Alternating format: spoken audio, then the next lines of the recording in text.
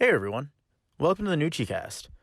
We have officially entered double digits. We are on episode 10, and we are plugging through to, we're almost at the end of April, and we're still in quarantine. And you know what quarantine does to people? It apparently just makes them really not want to release any news or have anything happen. So this week on the NoochieCast, we have really not a lot of, up-to-date news or updates or really anything relevant to talk about. With that, though, I do want to get to the three news stories that I have for the week. First one is actually something that I forgot to talk about last week, so that shows you how little there was to talk about this week. And that is that there is going to be a remastered version of Saints Row the Third coming to consoles on May 22nd. Now, I know that this isn't the biggest news, but this is gigantic news to me. Now, Saints Row the Third, I have documented, is likely my favorite game of all time. If I were to sit down and think about it, I'm pretty sure I would state this as my favorite game of all time because I just cannot get enough of it. It's hysterical. It's super fun. It's like weirdly good looking. Like there's all the. It's not like aesthetically amazing, but it's like colorful. And it's just all around like the greatest game. And I saw this, and I've been asking for this for years, for literal years, and 9 years later, 9 years since the release of Saints Row the Third originally, we're getting a remastered version on PS4, on Xbox One, I think on Switch too. Switch also, not Switch 2 yet. But we'll see. I just wanted to say I'm super excited for that. That's going to be fucking off the chain. But yeah, that's that. On to this week's news. There are really only two, and one of them is like, meh. But first one is more of a tease than actual news, but it is a little something to talk about, and that is that Phil Spencer has said that Xbox Series X game reveals won't be too much of a wait, meaning that they're going to reveal games soon. There's been a little bit of chatter around the web that they're going to do an Xbox Series X full game reveal. I guess they've already not mostly, they've revealed the console and everything.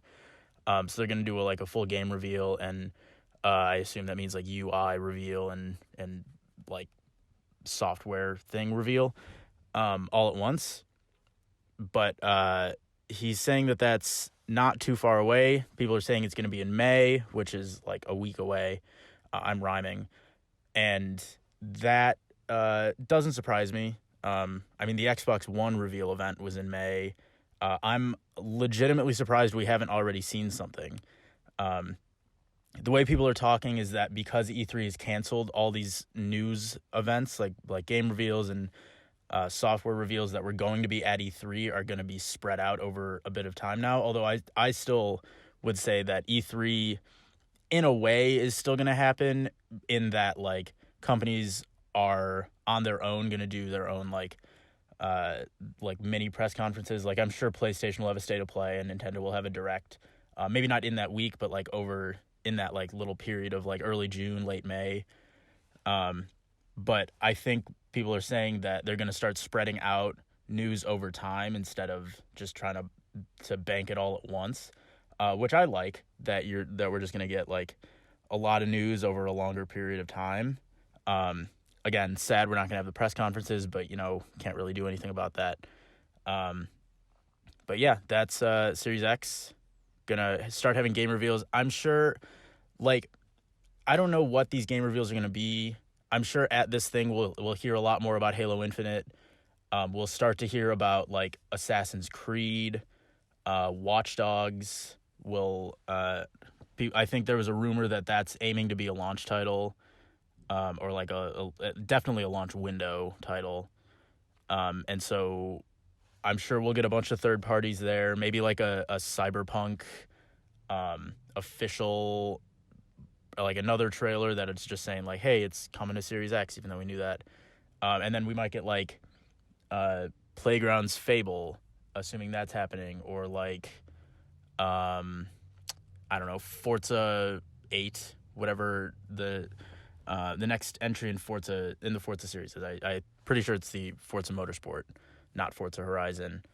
And then I don't know, Xbox just acquired so many new studios that they could have so many things brewing that we don't know about. So something like the Initiative could already have something in the works, or at least like a trailer that they could show. Or I mean, honestly, even like Ninja Theory, they could continue talking about Hellblade 2. There's like Xbox is starting to have a lot more to talk about. And I think it'll be interesting the way that they do that and start talking about just the future of the platform.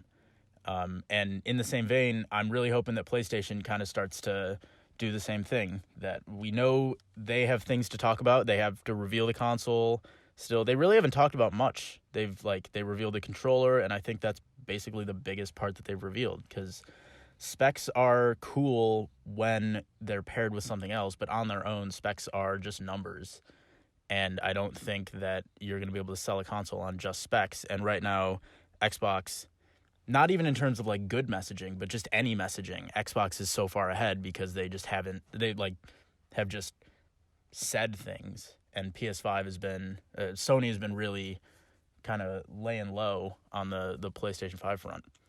So hoping that comes back too, and we'll be able to have a good showing over the next couple months, because God knows we need some good news.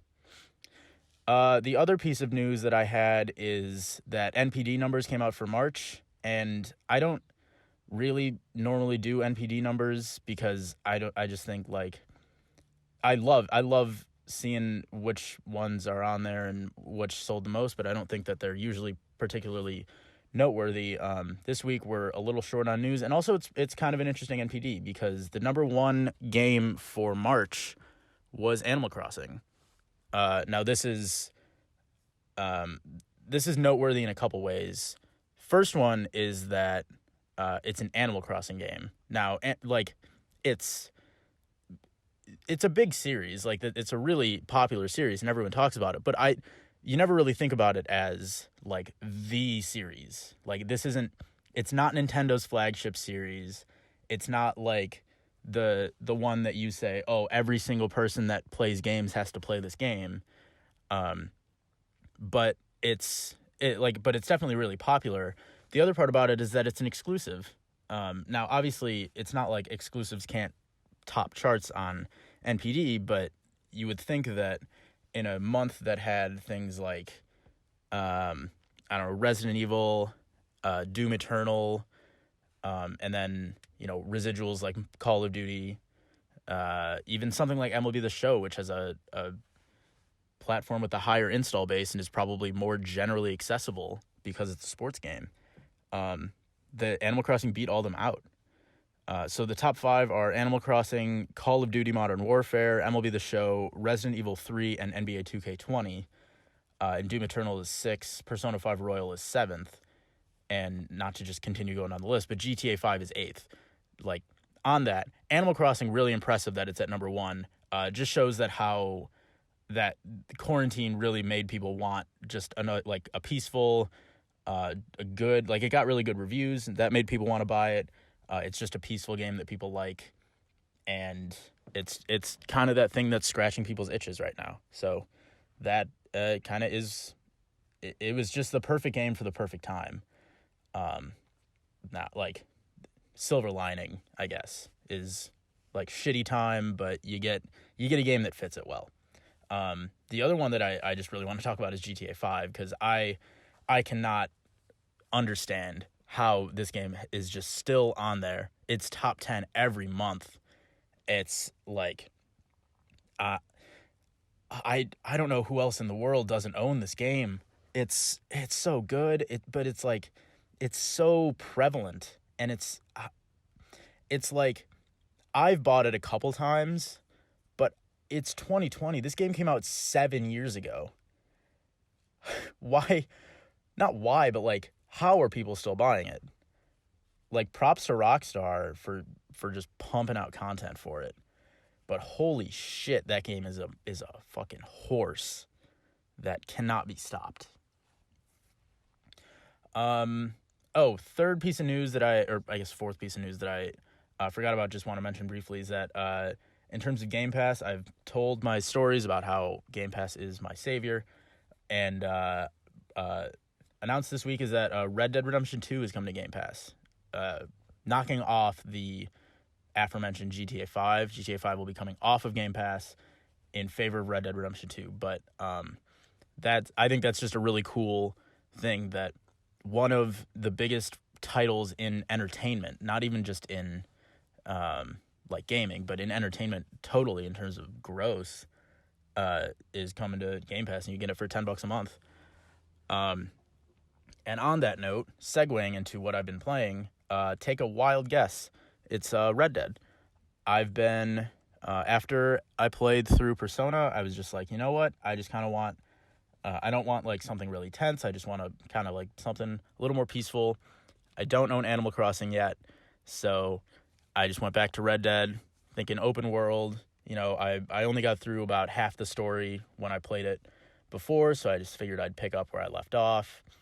And I'd say I'm about like 85% of the way done with the story at this point. I'm on chapter 6, and I believe there's 6 chapters plus the epilogue.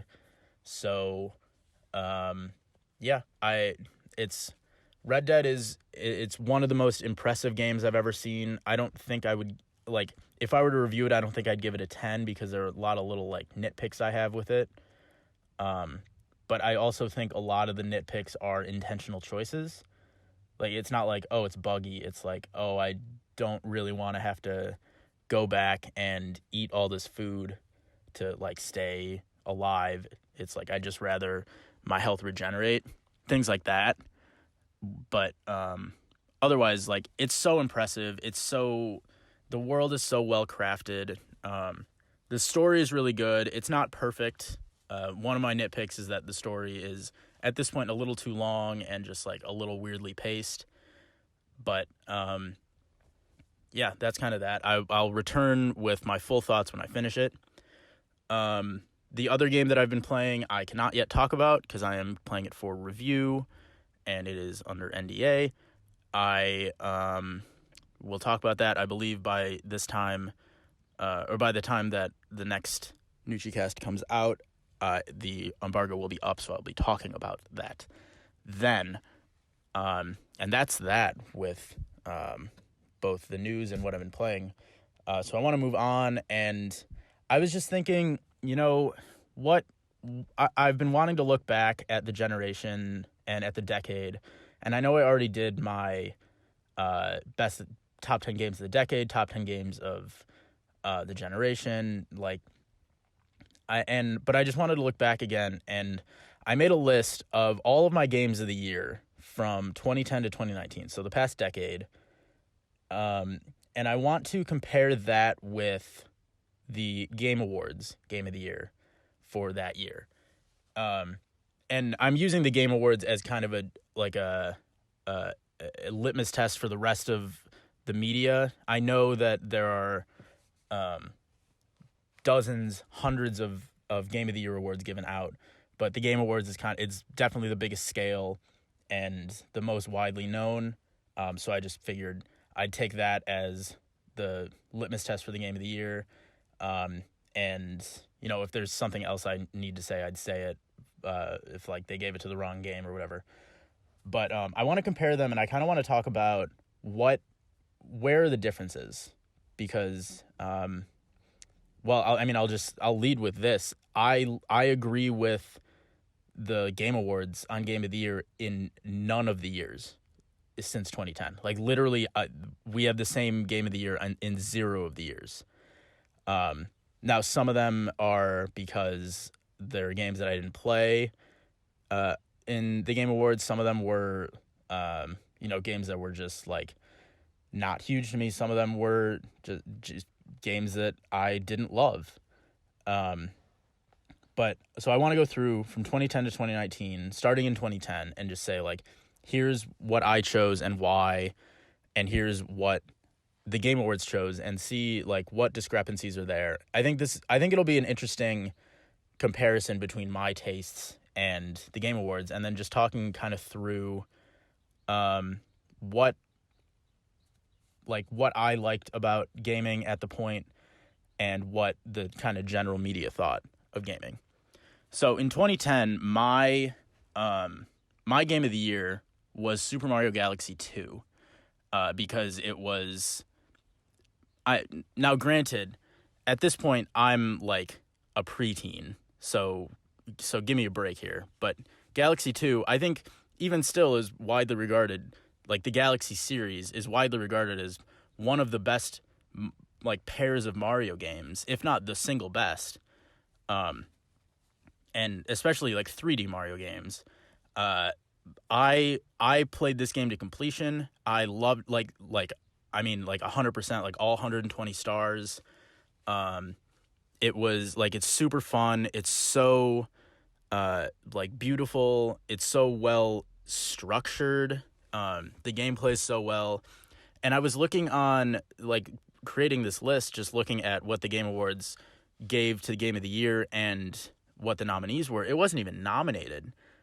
Granted, at this point it was the VGAs on Spike, so like it was different. But I still think I was just shocked to see that the Game Awards didn't even give a nomination to Mario Galaxy. They gave the award to Red Dead, the original Red Dead, which I understand. I never played Red Dead 1. I played it for like 5-10 hours. It never really just grabbed me. Even Red Dead 2, like I can see some of it in it. I'm really enjoying Red Dead 2 more than I enjoyed Red Dead 1. Otherwise I wouldn't have put like 45 hours in it yet, or at this point. But I was just really shocked because I was thinking that Mario Galaxy is just such a shoo-in when you have that caliber of a Mario game at just released. And I had to go back and check that it was released in 2010 because I didn't realize that it was not even nominated. Moving on, 2011, this is where we're getting into like my really starting getting into gaming. I began like officially like really getting into it in 2011, like early in 2011. So I played a bunch of the games, obviously.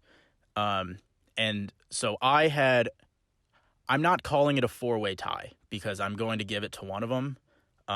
But there are 4 games that I would effectively nominate for Game of the Year here. And they are Uncharted 3, Skyrim, Catherine, and Saints Row the Third. Obviously, I've mentioned Saints Row the Third is my favorite game of all time, but I would not give it Game of the Year for 2011 because I'm on the train that your favorite game and the best game are not the same thing. I enjoy Saints Row the Third the most out of any of these games, even though I enjoy them all like just infinite amounts. But if I had to rank how much I enjoyed them just straight up, Saints Row the Third would be first. But I recognize that there are flaws in it and that it's not a perfect game, which is why I'd give the Game of the Year award to Uncharted 3, because in terms of storytelling, graphics, like technical things that it was doing at the time, like just honestly even the gameplay and things that you were able to do in gameplay back then that just seem commonplace now. Uncharted 3 was on the cutting edge, and it was just I would give it a 10. It's like incredible. And honestly, it's not even the best game in the series. Like Uncharted 2 is better than Uncharted 3, but I would still give Game of the Year 2011 to Uncharted 3.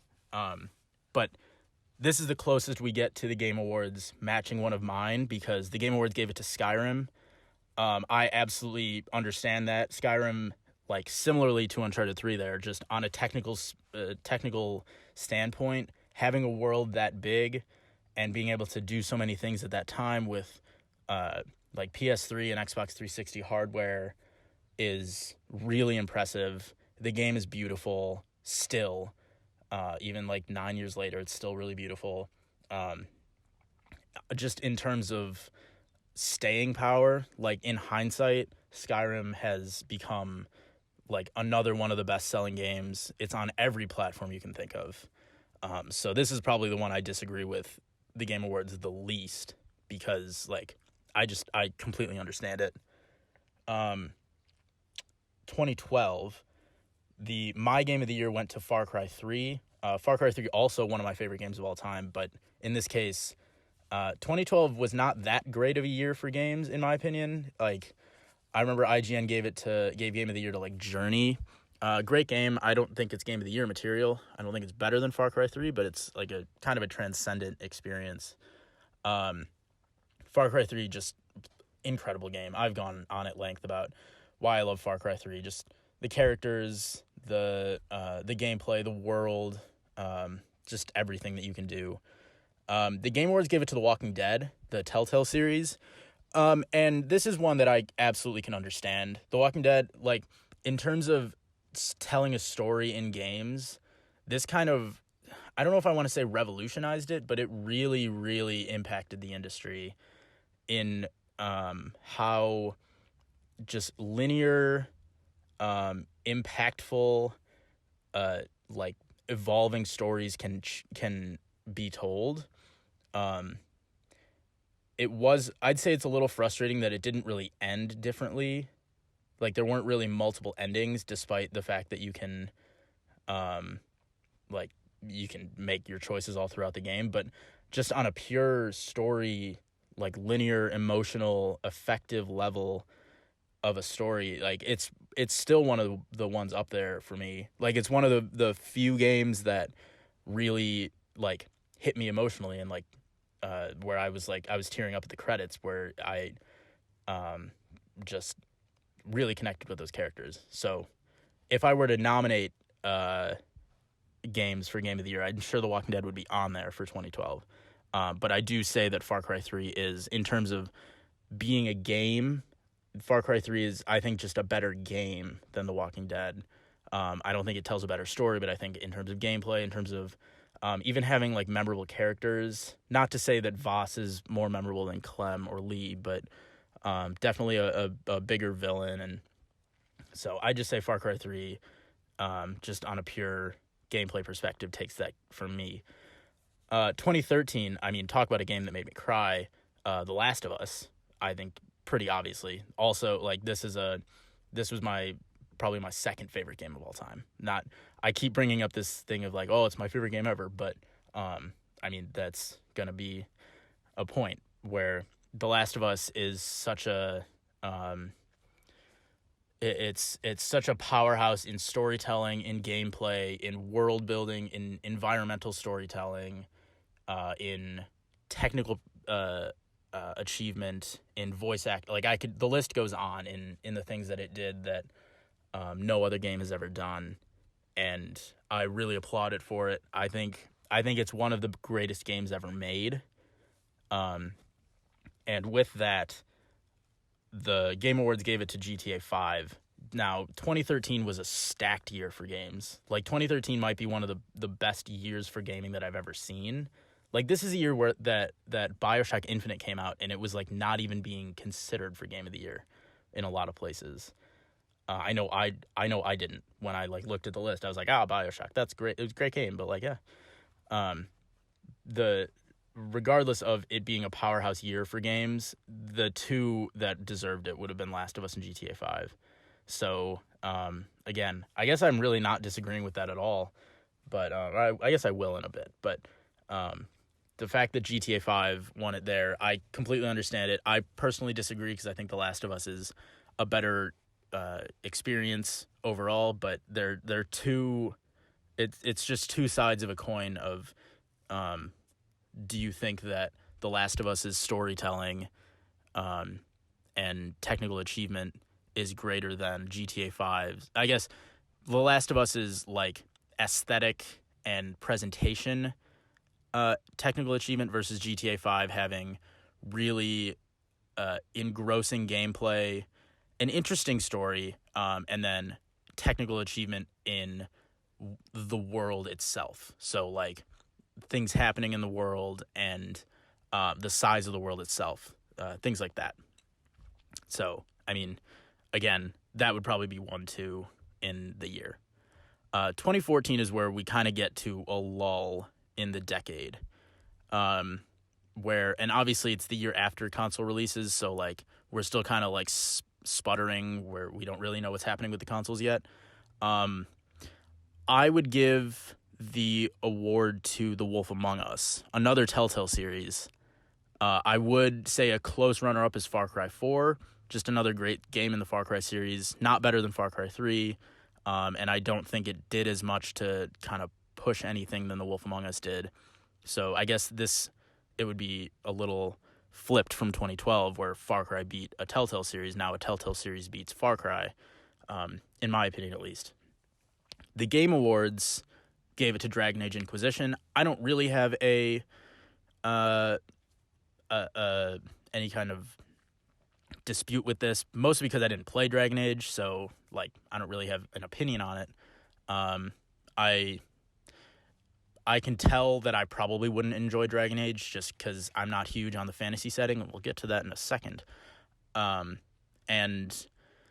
BioWare games are great, but I usually enjoy BioWare games for the story more than the gameplay, and I probably just in terms of me knowing myself, I probably wouldn't enjoy the Dragon Age series as much as the Mass Effect series. So I never really played it, but yeah, my award there would go to The Wolf Among Us, just in terms of having a really cool mystery story that plays out really well in the end and doesn't let you down, goes throughout all these characters, all these like known characters in really unique ways, like all the Fable characters, approaching them maturely, like from the Fables comics, and being able to portray that in a really interesting story. So 2015, again, 2015 is probably one of the years that let me down the most in terms of the most games there, that none of them really stood out to me. The one that did, and the one that I give my game of the year to, is honestly just the one that I've replayed the most, and that's Until Dawn. I mean, I love Until Dawn. Like, don't get me wrong on that. In most other years, I don't think it even comes close to winning Game of the Year. 2015 was the year that The Witcher 3 took everything over, and everyone was like, oh, The Witcher 3 is the greatest thing ever made. And just on a technical level and like an objective level, I can understand why everyone gave that the award. That, like, obviously the Game Awards gave it Game of the Year. I mean, I'm on record saying this. I did not really enjoy The Witcher 3. It didn't click with me. I think it's just me not really enjoying the fantasy setting that kind of made it distanced from me. So I was never really able to be fully engaged with it. Granted, I understand why the world building is so cool and the writing is so good, and just the fact that there's so much to do is really impressive. But it just never clicked with me. None of the other games, I didn't write them down, so I apologize for that. But none of the other games that I was looking at really clicked with me. And so I really just had to give it to Until Dawn, because that was about it on games that really spoke to me. Moving on to 2016, again, not my favorite year for games.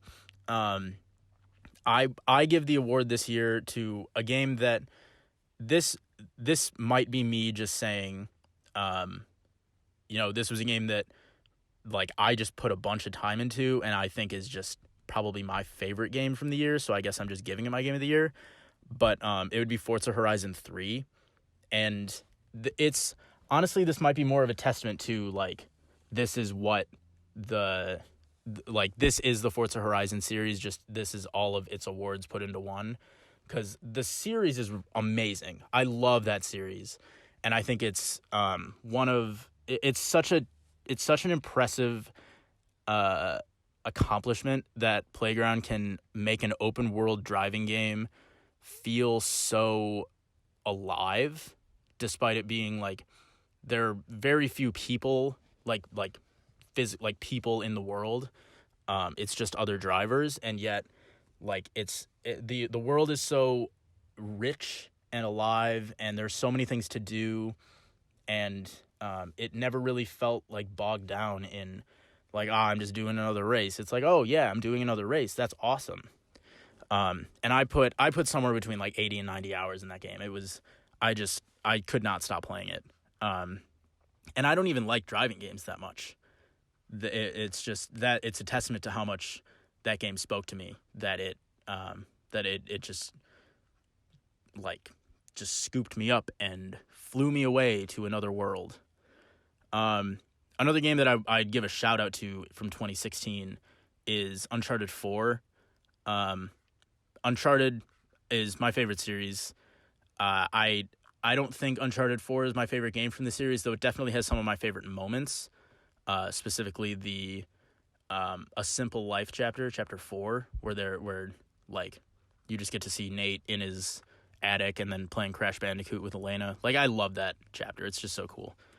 But like, I don't think it really pushed the boundaries in the way that other Uncharted games did, or even The Last of Us did. So I really don't. I can't say that I think it's a better game than Forza Horizon, because I think Forza Horizon does more with what it's trying to do, and Uncharted 4 was a little more like kind of held back, a little like playing it safe, playing into the other games. Both great games though. Like, don't get me wrong, Uncharted 4 is still amazing game. The Game Awards gave it to Overwatch. This one feels like I played Overwatch for a while, and maybe it's just me, and like I just didn't love the kind of hero shooter idea, but I played it, I enjoyed it. It's really fluid. The gameplay is really fun. I don't think it's the best game that I played that year, obviously, because I think like the way that it plays, it's just I can't give an only multiplayer game, like an only multiplayer team deathmatch, I don't know, like an objective based multiplayer game of the year. At least not in this case. Like, maybe I'll eat my words in a couple years, but it just seems like there's a lot of content, but it's not like, it's just fun. It didn't seem like it was that rewarding to me personally. I know a lot of people loved it, and it was like, it's still a powerhouse in gaming. It was absolutely evolutionary for competitive gaming and for like hero shooters and multiplayers. So like, on that note, it was incredible and very revolutionary. But personally for me, I just couldn't get into it, and I can't agree that it was the best game for the year. 2017, again, this was a year that I would say was probably a little bit of a disappointment for me, because this one I do have a couple of games listed that I was disappointed by. My game of the year for 2017 is Persona 5, and go back and listen to last week if you want to know why, because I just finished it, so that kind of just slid in there. And obviously Persona 5, incredible, like really long, really engrossing, really beautiful, fun. I don't know, every adjective you can throw. That would be there. Before that, my game of the year would have been Mario Odyssey, for many of the same reasons that Galaxy won it in 2010. But I was a little disappointed that, Mario Odyssey, just knowing how I feel about Mario Odyssey, I love that game, but it's not like I really felt like it was changing things, or it was really like doing anything special. Just the fact that going back and looking at the games from 2017 that other people really liked, including the Game Awards. So the Game Awards gave it to Zelda. Now, Zelda, everyone gave it to Zelda that year, because like people are, it's the greatest game I've ever played. Zelda, I have played it for like probably 5-10 hours. enjoyed it. It never hooked me. I do plan on going back to it, trying to get back into it. Maybe I'm just not far enough into it that it hasn't gotten good yet. But it just really didn't click with me, and I can't say that it was the best game of the year, despite what everyone else has said about it. Now, some of the other games that I didn't like, or didn't love, not necessarily didn't like, Horizon Zero Dawn. Now, I guess I enjoyed it. It just didn't hook me. It felt like just another open world, kill everything around here, loot the camps. Like, the story was kind of cool. It was definitely a really original story. I'm excited for what they can do with the Horizon 2, but it didn't knock my socks off. I just can't say that it really made me feel anything special other than enjoying it in the moment generally, but not particularly staying with me past that time. And then the other two games that I saw a bunch, Prey, the reboot game, I thought it was fine. I just didn't love it. I'll be honest, I'd probably have to go back and replay it to do any kind of full, detailed, not review, but discussion about it. But from what I can remember from it, I liked the world and I liked the premise, but I felt like it was a little underbaked or half-baked, under executed, whatever. It just didn't stick with me in the way that I kind of hoped it would, and I think it was because of I just got really frustrated with it, probably about halfway through. I pushed through to the end, but it started getting annoyingly difficult, not because I was being stupid, but it probably was because I was being stupid, but just because it was me, things were happening that I felt like were out of my control, and I just felt like levels were going on for too long, and there were just enemies that would come out of nowhere, and it just kind of frustrated me. And the story was cool, not great. And the other one that I've said before is Hellblade. I really did not like Hellblade. I thought the gameplay was really really generic and underwhelming, and it was just it was very airy, and I didn't feel like it was doing anything, and I thought the story was so obsessed with itself that it didn't actually say anything, that the story was just the story was more that it was telling a story about mental illness than it actually told a story about mental illness, in my opinion.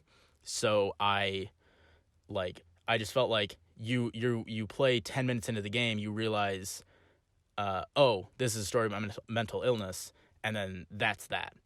You kind of got the experience, or that's what I took from it. I just I thought there were some cool moments. There were a couple parts of it that I thought were interesting, but otherwise, I could not recommend that game. And I know that's one of my hotter takes. I know a lot of people love it, and a lot of people are excited for Hellblade 2, and I think that's going to be one of the Xbox Series X kind of flagship exclusives past Halo Infinite. But, to be honest, I really just didn't enjoy it. In 2018, this is where the generation really gets interesting. 2018 was one of the more, I'd say, prolific years for the industry. My game of the year in 2018 is Spider-Man, which is just incredibly fluid, fun, just kind of carefree world. Great story, great acting, really well realized world. The gameplay, the combat was really fun, and I just could not get enough of swinging around New York. So I just couldn't put it down. That, I got the platinum in it. I don't get the platinums in many games. I play most of my games on Xbox, but even then, like at this point, I'm usually so strapped for time that I'm just bouncing from game to game to game that I can't really get all the achievements or the trophies. But I did get the platinum in Spider-Man just because I couldn't put it down. But obviously, I think that's more of a hot take than the Game Awards. Game Awards gave it to God of War. Obviously, everyone. I loved God of War. It was really fun. I just didn't enjoy it as much as Spider-Man. But everyone gave that year Game of the Year to God of War because like just such a really well told story through two people, through Kratos and Atreus. With a really interesting, like, kind of, to steal a term from id Software on Rage, kind of open but directed world. You can go and do whatever you want if you want to, but also, like, here's this linear story that we're going to tell, and the story's really good, and, yeah, like, I can't really disagree with the Game Awards there. I just personally enjoyed Spider-Man more, and I thought it was more of a, like, it spoke more to me, which is why I enjoyed it, and I thought it was personally better, but I can definitely see where they're coming from. But the other one that we haven't talked about, obviously, is Red Dead. Red Dead came out, and everyone was like, Red Dead was coming out. Like, it hadn't even come out yet, and everyone was just like, well, Red Dead 2 is going to be Game of the Year. Like, we all know it, and it's a kind of a foregone conclusion. And then it's still got, like, 9s and 10s all over the board, but I think it's just one of those years where you have a powerhouse that comes out, and it's overshadowed by something that was really kind of revolutionary with God of War that no one expected. Like, I don't think anyone expected that God of War would be as good as it was, and it kind of just left Red Dead in the dust in terms of awards. I don't think Red Dead is struggling financially, but yeah. And then last year was, for a lot of people, especially for people talking about Game of the Year, it was really, like, people didn't know what Game of the Year would be. Everyone gave it to someone else or something new. The Game Awards in this case gave it to Sekiro, the From Software title, which I played for a bit. I love the like Soulsborne genre. I'm just not good at them, so I always just feel like I'm just doing terrible, and put it down because I put it down because I'm frustrated, and then I don't pick it up for another like a week or two, and then I forget how to play, and then I have to relearn, and I'm still bad. And then I just kind of stop playing. But I definitely see where that's coming from in terms of, like, just being a great, just all-around, well-crafted gameplay experience. Other ones that people gave it to were, like, Control, which I really enjoyed. I'd say that was probably number 2 on my Game of the Year list. I'm trying to think. I can't even think of what other games came out last year, other than my Game of the Year, of course. And my Game of the Year was Death Stranding. Game, again, I've gone on at length about Death Stranding, and I really recommend that anyone play it. I can definitely understand why people don't like it, but it seems like a game that is kind of to use the word again, transcendental in gaming, where this is a game that isn't like other games. It's not necessarily revolutionary, because I don't think that it's going to start a whole wave of, package delivering games. But I thought the way that it pulled it off was so unique, and the way that it made walking through a world, like, it's not a walking simulator, but the way that it made the walking in it feel like I was doing something, like feel important, I guess, and not boring. And I don't even mean when you're walking and you come across BTs and you're, like, about to die. I mean when, like, my favorite parts of the game were when you were walking and you weren't going to come across BTs. Like, you were at a place where you knew you were safe, and you were just about to, like, walk through a field, or like you're going up a mountain and nothing's there, and, a song starts playing. Those were my favorite parts of Death Stranding, and that's why I thought it was one of the best the most well-crafted game of 2019.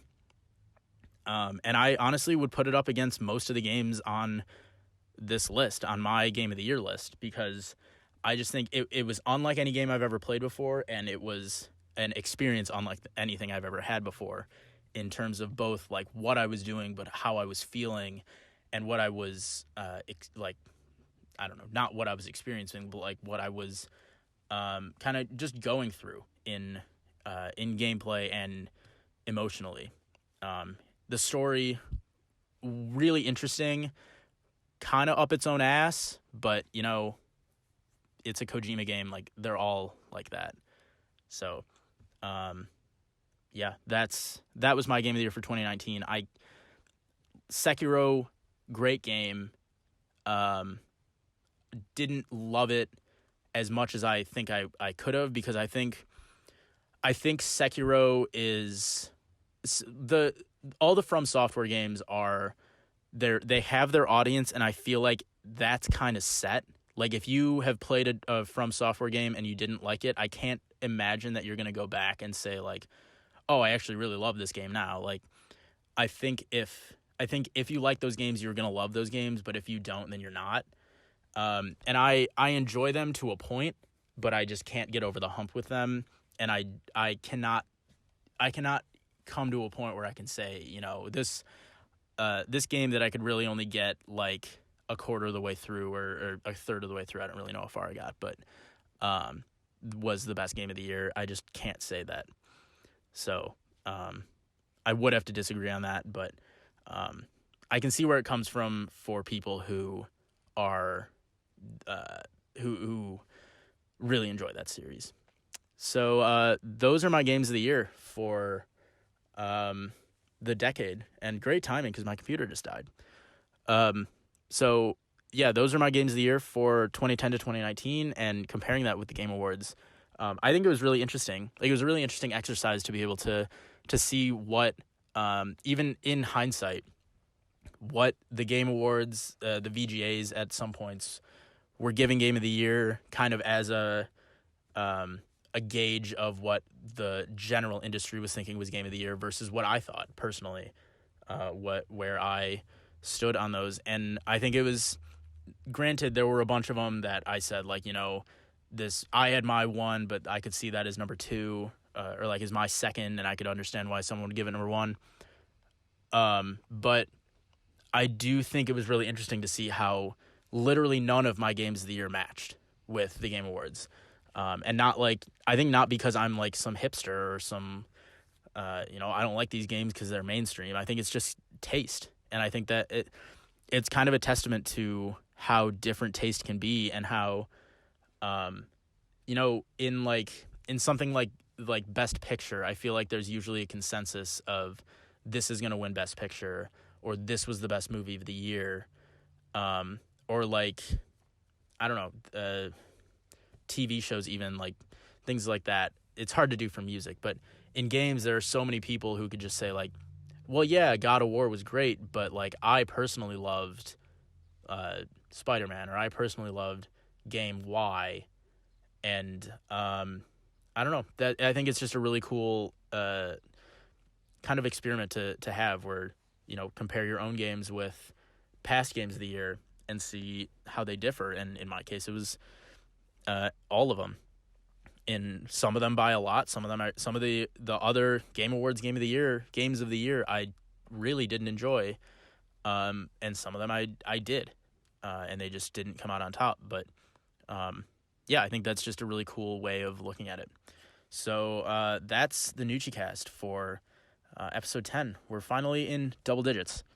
And you know, we're pushing forward. We're still pushing along in quarantine, and I look forward to seeing you again. So thanks for listening. My name is Matt Nucci. This has been the NoochieCast, and I'll see you next time.